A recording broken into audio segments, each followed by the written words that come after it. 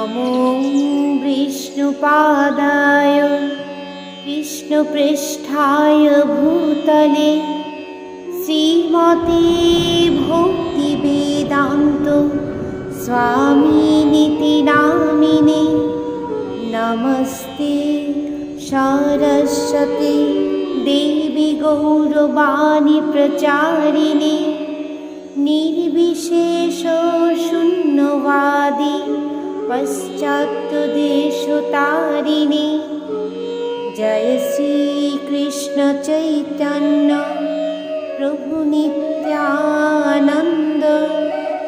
श्री अद्वैत गदाधर श्रीवासादि गौर भक्तवृंद। हरे कृष्ण कृष्ण कृष्ण हरे हरे, हरे राम राम राम हरे हरे। শ্রীমদ্ ভগবদ গীতার দ্বিতীয় অধ্যায় সাংখ্যযোগ থেকে শ্লোক নাম্বার 33। অর্থচেতম ইয়মম ধর্মম সংগ্রামম ন করিষ্যসি তত স্বধর্ম কৃত্তিম চ হিত পাপম বাপর্ষসি।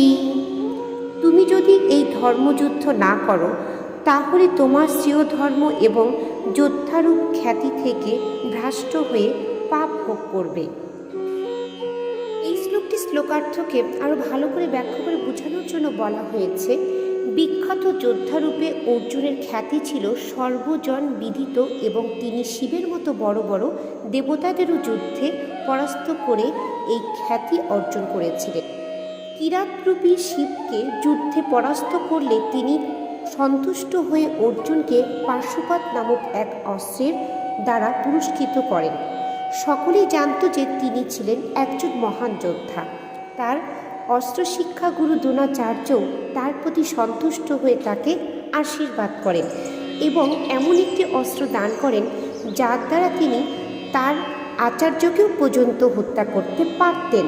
সুতরাং যোদ্ধা বিশারদ রূপে তিনি বিভিন্ন কর্তৃপক্ষের স্বীকৃতি লাভ করেছিলেন, যাদের মধ্যে তার ধর্মপিতা দেবরাজ ইন্দ্র ছিলেন।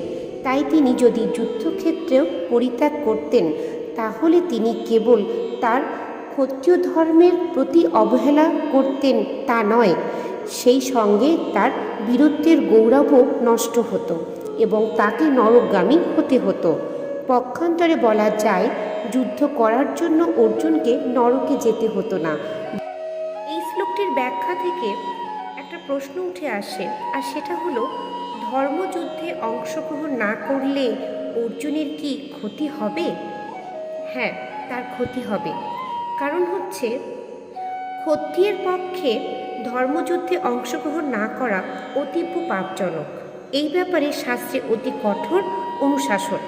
এই যুদ্ধ না করলে অর্জুনের শ্রেয় ক্ষত্রিয় ধর্ম থেকে ভ্রষ্ট হবে এবং তার পাপ হবে।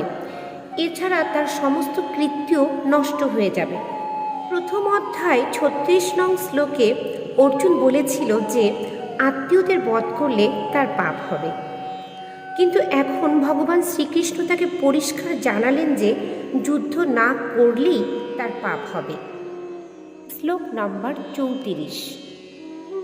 অকৃত্রিম চাপি ভূতানি কথয়সন্তি তেহব্বয়ম সম্ভাবিতস্য চকৃতি মরণাত্তিরিষ্যতে। অনুবাদ: মানুষ চিরকাল তোমার কৃত্তিহীনতার কথা বলবে এবং যে কোনো মর্যাদা সম্পূর্ণ ব্যক্তির পক্ষেই এই অসম্মান মৃত্যু অপেক্ষাও নিকৃষ্টতর। এই শ্লোকটি শ্লোকার্থকে আর ভালো করে ব্যাখ্যা করে বোঝানোর জন্য বলা হয়েছে। অর্জুনের যুদ্ধ প্রত্যাখ্যানের বিষয়ে বন্ধু ও তত্ত্বদ্রষ্টা রূপে ভগবান শ্রীকৃষ্ণ এখন তার চূড়ান্ত বিচার প্রদান করছেন। ভগবান বললেন, অর্জুন, যুদ্ধ শুরু হওয়ার পূর্বেই যদি তুমি যুদ্ধক্ষেত্র পরিত্যাগ করো তবে সকলে তোমাকে কাপুরুষ বলবে। আর তুমি যদি মনে করো যে মানুষের নিন্দার উপেক্ষা করেও যুদ্ধক্ষেত্র থেকে পলায়ন করলে প্রাণ রক্ষা হবে, তাহলে আমার উপদেশ হলো যুদ্ধে প্রাণ ত্যাগ করাই ভালো। তোমার মতো সম্মানীয় ব্যক্তির পক্ষে অপযশ মৃত্যুর থেকেও নিকৃষ্টতর। সেটি তোমার আমার বন্ধুত্বের অমর্যাদা করার অপযশ ও সমাজে তোমার সম্মানহানির কবল থেকে রক্ষা করবে। সুতরাং অর্জুনের জন্য ভগবানের চূড়ান্ত উপদেশ ছিল যুদ্ধক্ষেত্র পরিত্যাগ না করে যুদ্ধক্ষেত্রে প্রাণ ত্যাগ করার জন্য। এই শ্লোকটির ব্যাখ্যা থেকে আমরা এটা বুঝতে পারলাম যে অর্জুন তার বীরত্বের জন্য স্বর্গ মর্ত্য পাতাল লোকে বিখ্যাত, কিন্তু এই যুদ্ধ থেকে বিরত হলে ত্রিলোকে অর্জুন কাপুরুষ বলে বিবেচিত হবে। ভীষ্ম, দ্রোণ, কর্ণ ইত্যাদি মহারথীরা বলবে অর্জুন প্রাণ ভয়ে ভীত হয়ে যুদ্ধক্ষেত্র থেকে পলায়ন করেছে। তাদের দৃষ্টিতে অর্জুনের পতন হবে। যে ব্যক্তি তার শ্রেষ্ঠত্বের জন্য যত বেশি প্রসিদ্ধ হন, তার কীর্তি এবং অপকীর্তিও তত বেশি স্থায়ী হয়।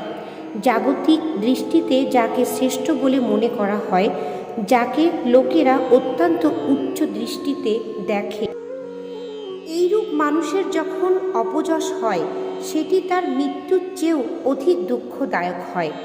আয়ু তো মৃত্যুতে শেষ হয়, তাতে কোনো দুঃখ থাকার কথা নয়, কারণ তা অবসম্ভাবী।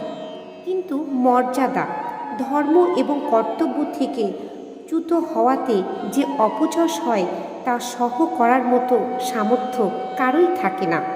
সেই যন্ত্রণা এত বেশি কষ্টদায়ক হয় যে মনে হয় এর থেকে মরে যাওয়াই ভালো। ভগবান শ্রীকৃষ্ণ বন্ধুত্ব ও তত্ত্বদ্রষ্টা রূপে অর্জুনকে এইভাবে বুঝালেন। হরে কৃষ্ণ।